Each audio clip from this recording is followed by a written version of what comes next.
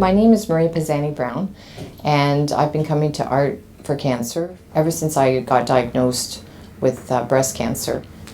Previously, I was an art teacher. I taught grade 7 and 8 for many years, and the one thing I loved doing the most was teaching art, so now I'm bringing watercolors into Art for Cancer, and I'm doing workshops for them now. Basically what we did is, for those areas like this. When you're ill, it is kind of depressing when you go to the doctors and they keep telling you bad news.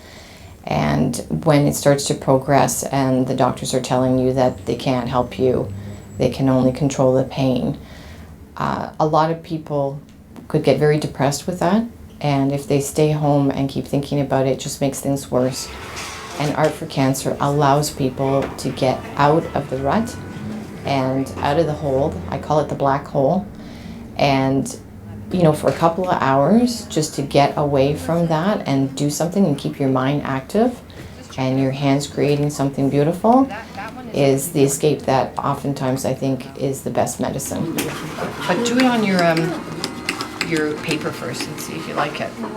It's different than cancer support groups where you're talking about your illness. Sometimes I would go away from that not feeling that great, but whenever I come to Art for Cancer, I leave feeling like I've accomplished something, and it's given me time not to think about other things that I don't want to talk about, and like the doctor's appointments and things like that, because that I find very stressful.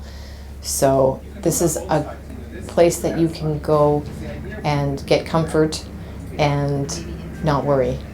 And I think all cancer patients need to have some positive in their lives, and this is definitely one of them.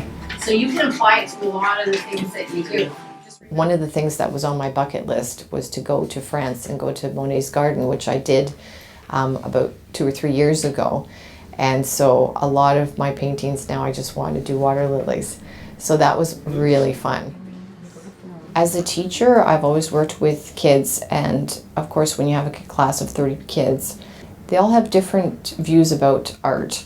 Some of them don't want to do it because they're afraid.